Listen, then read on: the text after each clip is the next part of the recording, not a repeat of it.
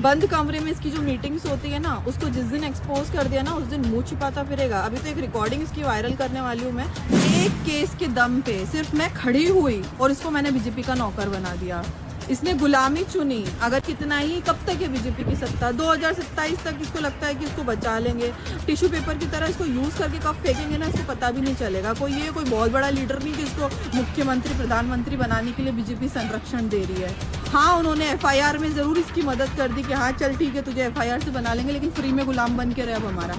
तो भी करना था ना इसको। इसने मेरे से सामाजिक सम्मान छीना, इसने मुझसे मेरा व्यक्तिगत जीवन का सुख छीना, इसने मुझसे मेरे मन की शांति छीनी। आज अगर मैं स्विट्जरलैंड जैसी इतनी खूब हेलो एवरीवन, नमस्ते। आज अचानक बिना बताए लाइव आई हूँ। इसकी वजह भी ये है कि कानून की अदालत में तो मेरी सुनवाई नहीं हो रही है, वहाँ तो नहीं सुनी जा रही है। कम से कम जनता की अदालत में तो मेरी बात को सुना जाए, समाज तक मैं अपनी बात को पहुंचा पाऊँ। इसीलिए सोशल मीडिया का यूज़ कर रही हूँ, क्योंकि इसके अलावा और कोई माध्यम नहीं है मेरे पास जिससे मैं सभी लोगों से कनेक्ट हो पाऊँ। हवा चल रही है, इसलिए बाल एकदम उड़ रहे हैं।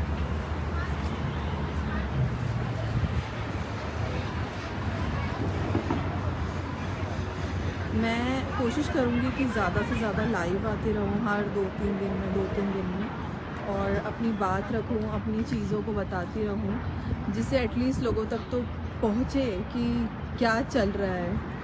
कई बार ना समाज को बर्बाद करने वाले से ज़्यादा दोषी होता है उस व्यक्ति को बचाने वाला जो एक्चुअल में समाज को बर्बाद कर रहा है। मेरी लड़ाई को, मुझे लगता है कि लड़ाई मेरी किस्मत में आई इसलिए है। ये कभी मुझसे इतना बुरा पंगा लेता नहीं, कभी मेरी ज़िंदगी में इस तरह से सत्यानाश करता नहीं और कभी एक्सपोज होता नहीं। तो मैं ही इसके विनाश का कारण बनती जा रही हूँ और बन भी चुकी हूँ कई हद तक। इसका सबसे बड़ा कारण भी ये आदमी खुद ही है। इसने मुझसे पहले जितनी लड़कियों के साथ जो भी किया, वो लड़कियाँ कुछ तो परिवार के दबाव में नहीं बोल पाई, वो रोती रही, बिलखती रही, डिप्रेशन में मरती रही, लेकिन नहीं बोल पाई।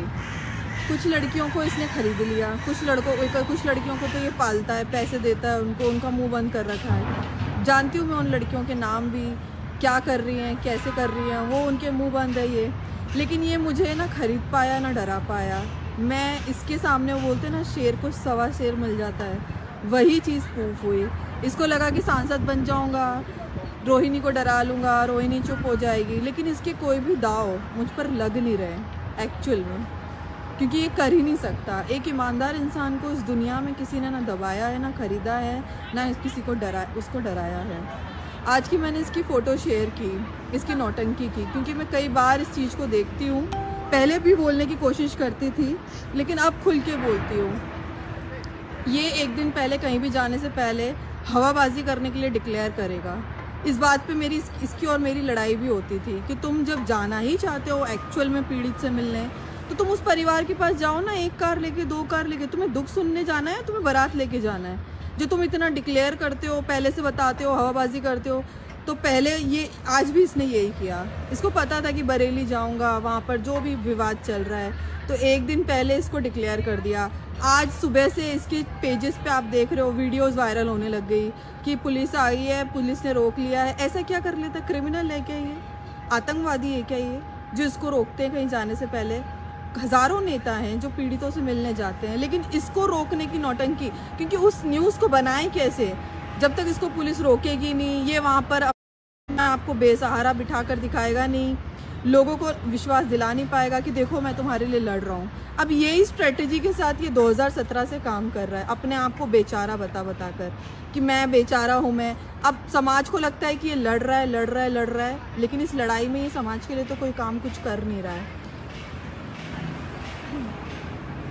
यही चीज़ जो मैं ऑब्ज़र्व करती थी, कई बार लड़ती थी। इसने पता है, मैं जब से इसका विरोध करने लगी थी, जब से मैं इसकी नीतियों को समझने लगी थी, स्टार्टिंग में तो मुझे समझ नहीं आता था क्या चल रहा है, क्यों चल रहा है। लेकिन जब मैंने देखना शुरू किया, जब मैंने इस चीज़ को समझना शुरू किया कि ये सब चीज़ें क्यों कर रहा है ये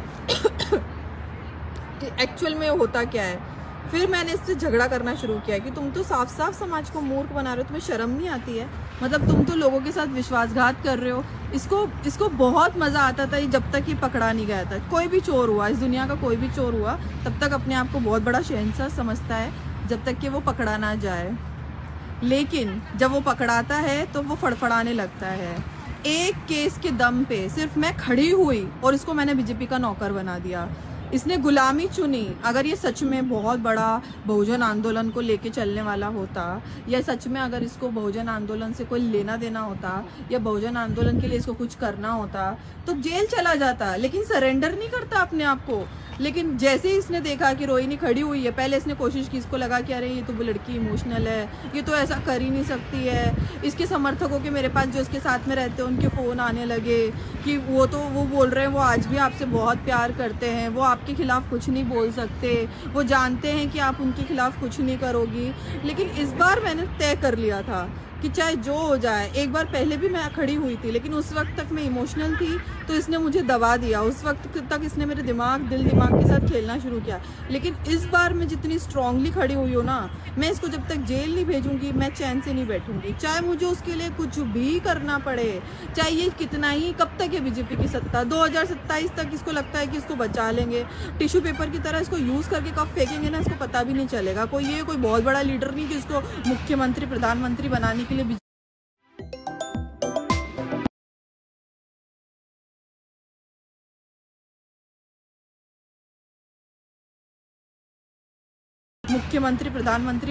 बीजेपी संरक्षण दे रही है। हाँ, उन्होंने एफआईआर में ज़रूर इसकी मदद कर दी कि हाँ चल ठीक है तुझे एफआईआर से बना लेंगे, लेकिन फ्री में गुलाम बन के रहे। अब हमारा अब ये बार्गेनिंग नहीं कर सकता। अब ये नहीं बोल सकता कि मुझे ये सीट चाहिए, मुझे ये करना है, मुझे ये चीज़, इस चीज़ के लिए मेरा सपोर्ट करो। अब तो वो बोलेंगे उठ तो उठ, और अब बोलेंगे बैठ तो बैठ। ऐसा गुलाम बना दिया है। तो एक लड़की के केस के चक्कर में तूने सिद्धांतों से समझौता कर लिया और गुलाम बन के बैठ गया। शर्म आनी चाहिए। 4 महीने के अंदर इसको सबसे ज़्यादा एक्सपोज करने में, अगर इसकी पूरी भीम आर्मी आज़ाद समाज पार्टी को 50% ख़त्म कर चुकी हूँ मैं। सिर्फ इस विवाद की वजह से लोग शर्मिंदा है अब इसके साथ खड़े होने से पहले। इसने 8 अक्टूबर को जो ये रैली कर रहा था, 8 या 16 जो भी है, तो उस रैली को इसने कैंसिल कर दिया। क्यों? क्योंकि इसको औकात पता चल गई इसकी रैली में कोई नहीं आएगा। पहले तो उसने बहुत कोशिश की कि चलो बहन जी बुला रही है, ऐसा ना हो। इसको ना एक चीज़ का फियर हमेशा बहुत ज़्यादा रहता है कि कैसे भी करके ना जो जाटा वोट बैंक है, क्योंकि जाटा समाज का वोट बैंक बहुत बड़ा है दलितों में, और तो ये बस ये कोशिश करता है कि ऐसा ना हो कि वो वोट्स बहन जी की तरफ शिफ्ट होने लगे। बड़ी मुश्किल से तो इसने युवाओं को बहला फुसला के, उनको भड़का के, बहन जी के खिलाफ बोल के, बंद कमरे में इसकी जो मीटिंग्स होती है ना, उसको जिस दिन एक्सपोज कर दिया ना, उस दिन मुंह छिपाता फिरेगा। अभी तो एक रिकॉर्डिंग इसकी वायरल करने वाली हूँ मैं, जिसमें ये बहन जी को गाली बक रहा था,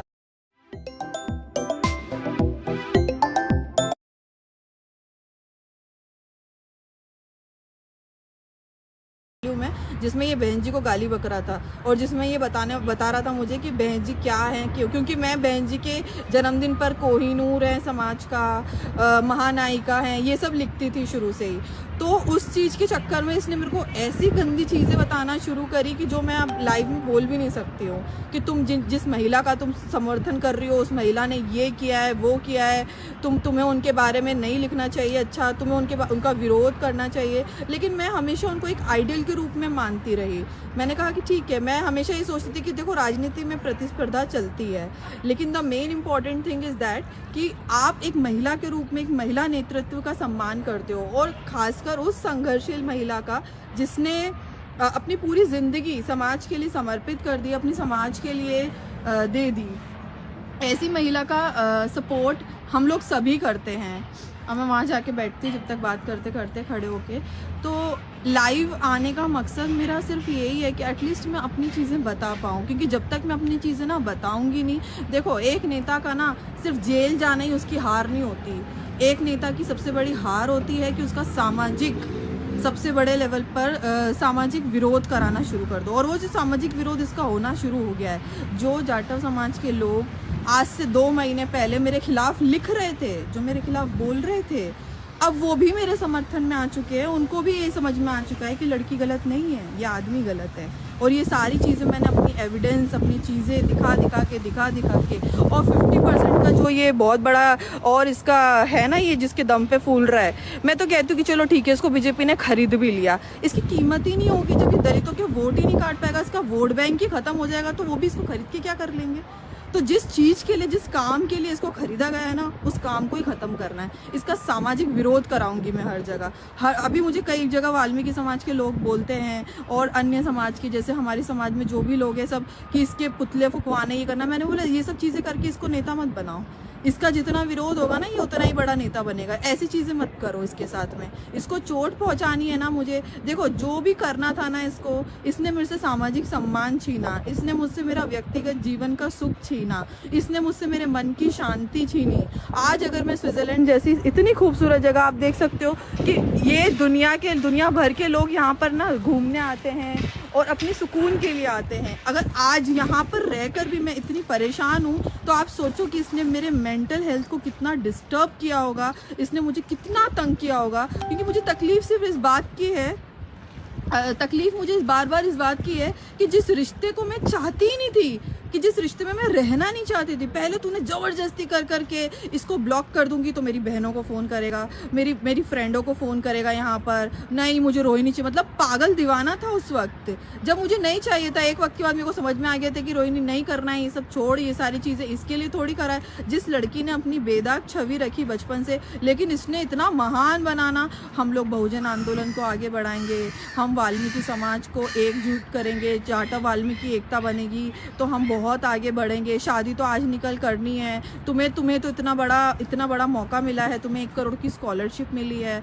तुम्हें समाज के लिए तुम्हें कहीं ना कहीं पे बैक टू सोसाइटी करना चाहिए। इतने मेरे दिमाग में ऐसी, मतलब मुझे ना अपनी स्कॉलरशिप के लिए गिल्ट फील कराता था कि तुम सिर्फ अपनी स्कॉलरशिप पे अपनी ज़िंदगी बनाने बैठ गई, तो क्या तुम्हारा समाज के प्रति कोई कर्तव्य नहीं है? क्या तुम्हें नहीं लगता कि अपनी समाज के लोगों की मदद करनी चाहिए? तो ये मेरे दिमाग में इतना करने लगा ये सब चीज़ें। अब मैं आ गई एक वक्त के बाद, और ये मेरी बेवकूफ़ी है। और मैं तो मानती हूँ कि देखो, भावनात्मक रूप से लड़कियाँ कमज़ोर होती है और उसका खामियाजा हमें भुगतना पड़ता है। आप सब देख सकते हो कि इसका खामियाजा ही मैं भुगत रही हूँ, क्योंकि मैं अगर उस वक्त इसकी बात नहीं सुनती तो आज मुझे यहाँ पर ऐसा रोना नहीं पड़ता, परेशान नहीं होना पड़ता। लेकिन एक चीज़ की तो मैंने अब जिद बना कर बैठी हूँ मैं, कि इसने मुझसे मेरा व्यक्तिगत सुख छीना है ना, मैं इससे इसका सामाजिक सम्मान छीन लूँगी।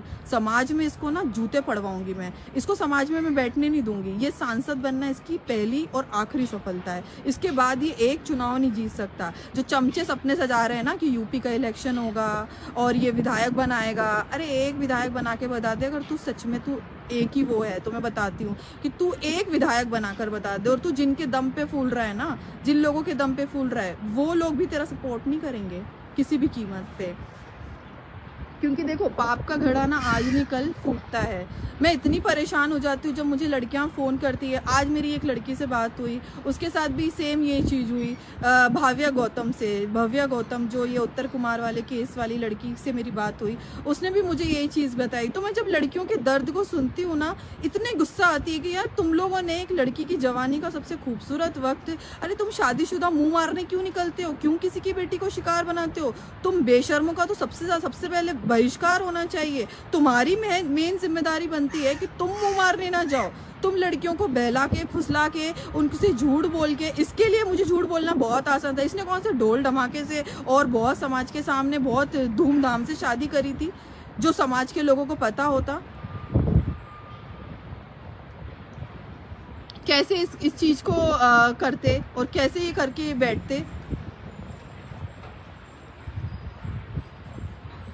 तो कहने का मतलब यही है मेरा, मतलब कि ये सारी चीज़ें यहाँ तक आना, लड़ना, अब तो मैं लड़ने खड़ी हो चुकी हूँ। अब मैं चाहे जो हो जाए, मैं तो बीजेपी से भी लड़ ही रही हूँ ना, डायरेक्ट मैं तो एलिगेशन लगाती हूँ, इन लोगों से लड़ रही हूँ। क्योंकि जो गलत है वो गलत है। अगर ये लोग भी गलत करेंगे, कोई भी गलत करेगा, हम बोलेंगे। बीच में आई क्यों रहे हो? कानूनी कार्रवाई के बीच में कोई भी नेता क्यों आ रहा है? अगर कोई एफआईआर करने एक लड़की जाती है, कंप्लेन करने अगर एक लड़की जाती है, तो उसकी एफआईआर होनी चाहिए। ये उसका एक मौलिक संवैधानिक अधिकार है। ये बाबा साहब अम्बेडकर के संविधान में संवैधानिक ताकत है हमारे पास कि हम, अगर एक लड़की अपना दर्द बयां करती है या अपनी चीज़ें बताती है, उसको एक नेता के लिए कंट्रोल कर लिया जाएगा।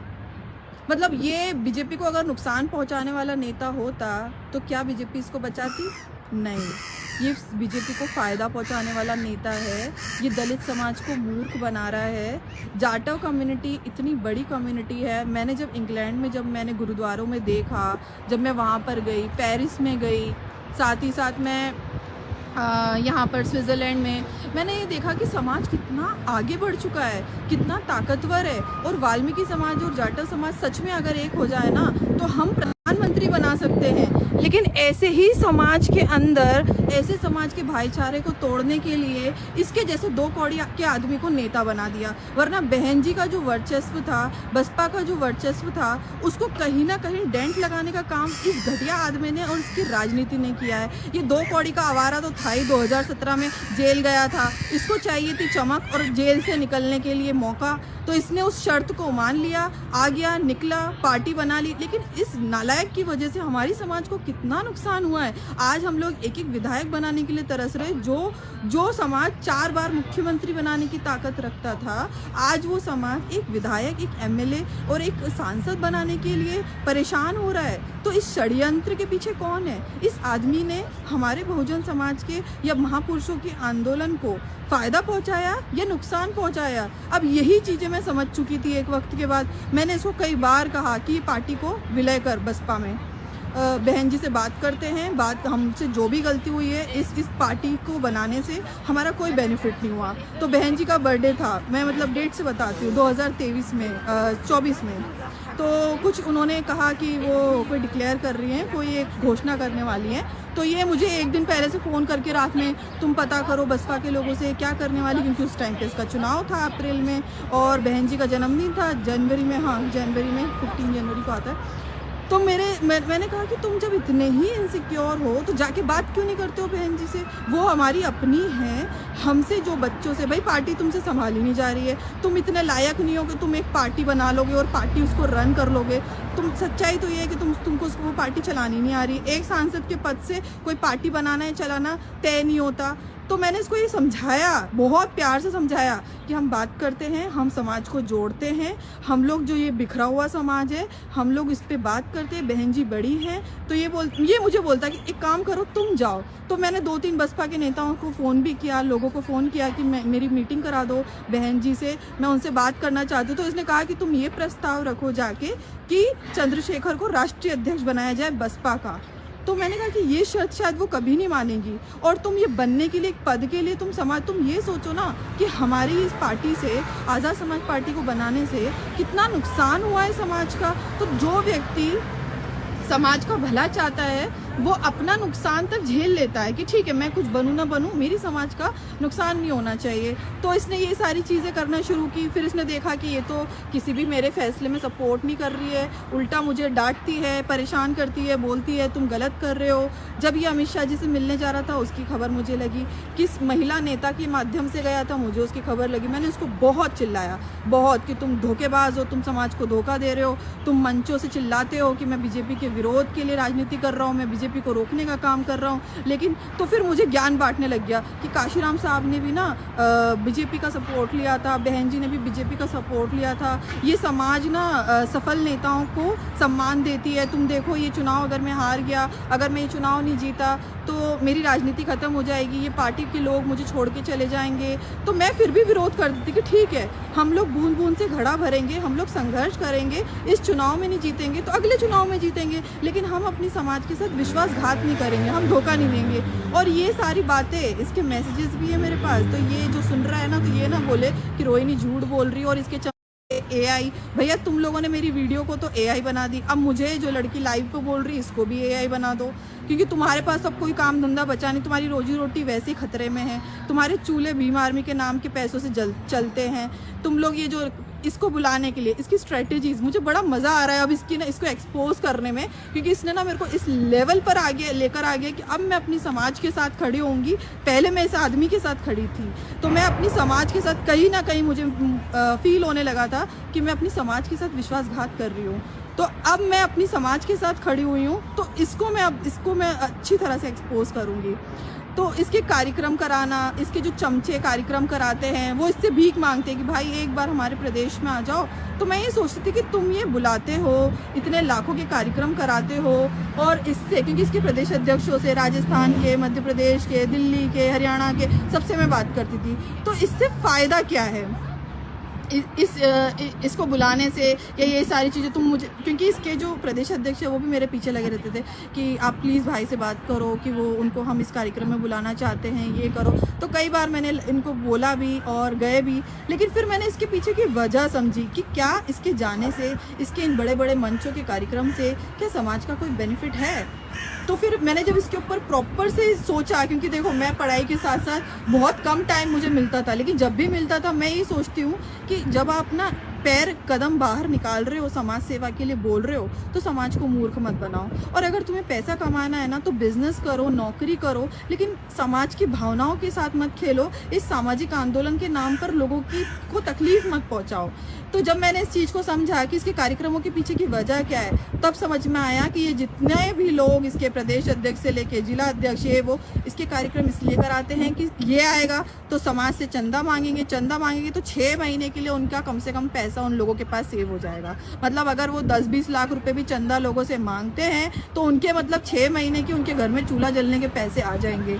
तो ये चीज़ भी मैंने जब इसका विरोध किया कि इससे समाज का क्या फ़ायदा, तुम समाज को ये बोल के पैसे ले रहे हो, समाज को ये दिखा रहे हो कि हम लोग तो काम करेंगे, हम तो समाज का। इसने जब से ये सांसद बना, इसको 1.5 साल हो गए, इसकी सांसद निधि में से इसने 5 बच्चों की फीस भरने में मदद करी क्या? इसने कभी किसी के दुख सुख में गया या किसी परिवार से किसी घटना पे गया, वहाँ पे 5 लाख रुपए का भी चेक दिया क्या? क्योंकि इसके अंदर ना देने की कोई काबिलियत ही नहीं है। ये तो अभी बस ये सोच रहा है, मेरे को इसके चमचे फ़ोन कर करके बोल रहे हैं आपको पता है उसने 200 करोड़ कमा लिए, 300 करोड़ कमा लिए। अरे मैं उनको गाली बकती हूँ, मैंने बोला उसको, उनको बोल देना कि वो 2000 करोड़ कमा ले, लेकिन समाज में सम्मान नहीं कमा पाएगा वो। अब उसको इस बोल देना कि रोहिणी ना पैसों की चमक से बहने वाली लड़की नहीं है, उसकी ज़िंदगी में पैसों की चमक ऑलरेडी है। तो ये मत दिखा कि मेरे पास 200 करोड़ हैं, मेरे पास 500 करोड़ है। तू महल बना ले, तू 2000 करोड़ कमा ले, लेकिन तू समाज में, इस बहुजन समाज में अब तू सम्मान प्राप्त नहीं कर सकता मेरे जिंदा रहते हुए। तू चुनाव लड़ तो सही, तू जहाँ चुनाव लड़ेगा मैं वहीं आकर तेरा विरोध करूंगी, लेकिन तुझे जब तक, क्योंकि पहले मैंने इसको बंद दरवाजे में सुधारने की कोशिश करी। बंद दरवाजे का मतलब है कि फ़ोन के और बाहर पब्लिक में बात ना आए, लेकिन इसने मेरी नहीं सुनी। ये मेरे इन मैसेजेस का, आज भी मेरे पास इसके इतने एग्रेशन में मैसेजेस करती थी मैं कि तू देख ना, मैं ये करूँगी, मैं लोगों को बोलूँगी, तो उस वक्त की बातों को हल्के में लेता था कि ऐसा कुछ नहीं करेगी, ऐसा कुछ नहीं होगा, और मेरी सच्चाई कभी समाज के लोगों को पता नहीं चलेगी। ये जेल जाने से डरने के लिए, ऐसा नहीं है कि सिर्फ मेरा वाला केस, 40 और इसके ऊपर मुकदमे हैं, उसमें किसी में भी। अभी मैंने सुना कि सहारनपुर के केस में इसको सजा तक होने वाली थी, तो उस केस को ही बीजेपी ने रफा दफा करवा दिया या उसको एक्सटेंड करा दिया, जिसमें इसको, मुझे वहाँ के लोगों से पता चला कि 7 साल की उसमें सजा डिक्लेयर थी।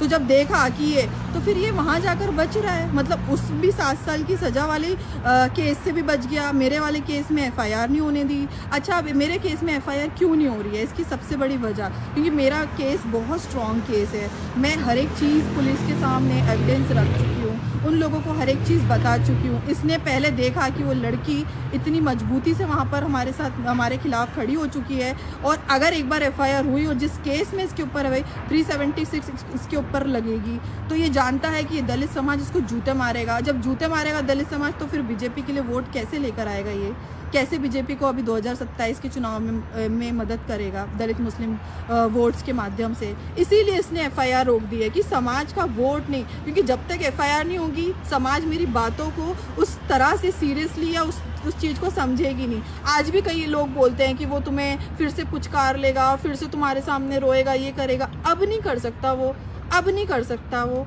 और कुछ लोग बोल रहे हैं कि वो शायद तुमसे शादी कर लेगा, तुम्हारे साथ शादी कर लेगा तो तुम उसके साथ खड़ी हो जाओगी। उसकी तरफ, उसको देखकर, उसके मुंह की तरफ देख के अब मैं थूकना पसंद नहीं करती हूँ। शादी तो बहुत दूर की बात। उसने जो नीचता दिखाई है ना इन 4 महीनों में, जून से लेकर अभी तक, मैं बिना शादी के, बिना मर्द के, बिना किसी साथ के पूरी ज़िंदगी रह लूँगी, लेकिन इस हरामजादे के साथ कभी नहीं रहूँगी, क्योंकि 2 कौड़ी का आदमी मेरी आंखों के सामने मेरी समाज को धोखा देता है, मेरे परिवार के, मेरे लोगों को धोखा देता है। ऐसे घटिया आदमी के साथ मैं कभी खड़ी नहीं होंगी। मैं तो इसका बहिष्कार कराना चाहती हूँ समाज के माध्यम से और लोगों के माध्यम से। जब ये जेल में सड़ेगा ना, जब इसके पापों का प्रायश्चित होगा, ये जब वहाँ जेल में सोएगा, बैठेगा वहाँ पर, तब इसको याद आएंगे ये दिन कि तूने कितना गलत किया है अपनी कम्युनिटी के साथ। आज दलित समाज को सच में एक नेतृत्व की ज़रूरत थी।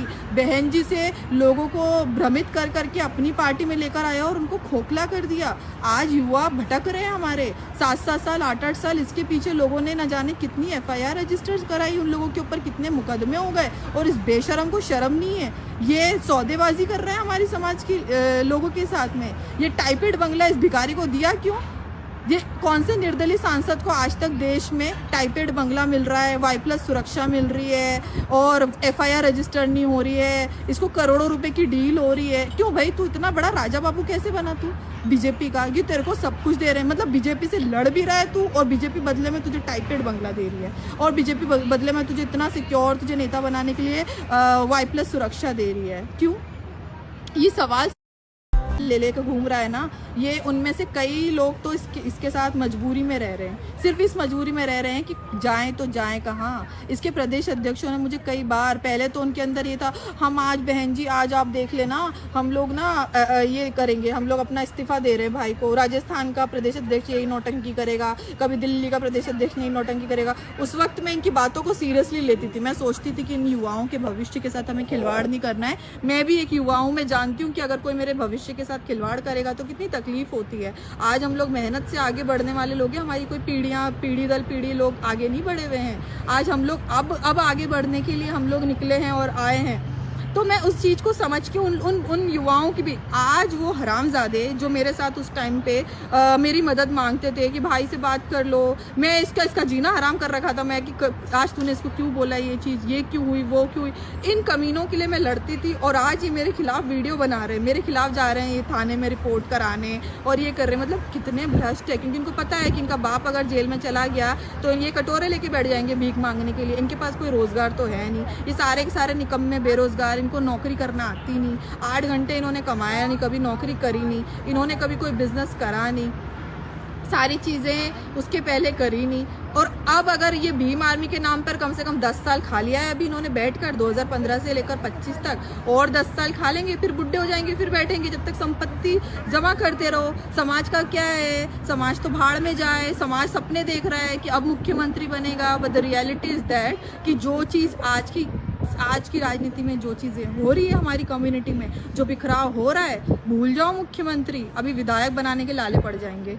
इसीलिए हमें अपनी समाज को एकजुट करने के लिए और अपने लोगों को समझाने के लिए किसी ना किसी की बलि तो देखो चढ़नी थी। मेरी चढ़ गई, मैं ये सोचती हूँ कि मेरी बलि चढ़ी है, मेरी ज़िंदगी की बलि चढ़ी है लोग अगर, लेकिन आज मैं अपने जीवन में जब तक जिंदा हूँ अपनी समाज के लोगों को जागरूक तो करूँ, उन लोगों के नुकसान से तो बचाऊं। और हो सकता है कि कमी नहीं सुधर जाए, इसको थोड़े दिन बाद अक्कल आ जाए कि रोहिणी जितना विरोध कर रही है तो जो काम ये कर रहा है वो काम ही ना करे, ये आ जाए वापस ट्रैक पे और लाइन से ईमानदारी से काम करे और करे। कभी किसने दिया तो है नहीं समाज को कुछ, इसने 10,000 रुपये मेहनत से कमाए नहीं, इसको क्या पता कि मेहनत की कमाई देना क्या होता है। आज हमारे समाज के लोग अगर 5,000 रुपये कमा रहे हैं तो उसको 500 रुपये भी अगर इसको चंदे में दे रहे हैं तो वो बहुत इंपॉर्टेंट है हमारे लिए, वो उनकी मेहनत की कमाई है। कोई झाड़ू फेर रहा है, झाड़ू लगा रहा है रोडों पे, कोई क्या काम कर रहा है, कोई क्या काम कर रहा है, सारे लोग इस काम के माध्यम से गरीबी से हर तरह से साथ देने के लिए उतरते हैं। और फिर ये नेता, ये भ्रष्ट नेता आज मेरे को बता रहा है कि मेरे पास 200 करोड़ है, भाड़ में जाए तू, थूकती हूँ तेरे 200 करोड़ों के ऊपर में। क्या कर लेगा तू 200 करोड़ का जब तेरे पास खाने के लिए मुंह में दांत नहीं होंगे, तेरा शरीर ठीक नहीं होगा, जब तू अच्छी नींद नहीं ले सकता, तेरी ज़िंदगी में सुकून नहीं है। पैसा सब कुछ नहीं देता। हमारे महापुरुषों ने पैसा, संपत्ति की बात नहीं करते, हम हमारे महापुरुषों के संघर्ष की बात करते हैं। और जब तू ये संघर्ष करना सीख जाएगा ना, उस दिन मैं देखूंगी तुझे। पर तू कर नहीं सकता, तेरी औकात नहीं, तेरे बस की बात नहीं है। तुझे तो अब जेल में सड़ना पड़ेगा और तुझे जेल में भेज के रहूंगी, चाहे जो हो जाए। आज का लाइव इतना ही है। थैंक यू, आप सबने मुझे सुना।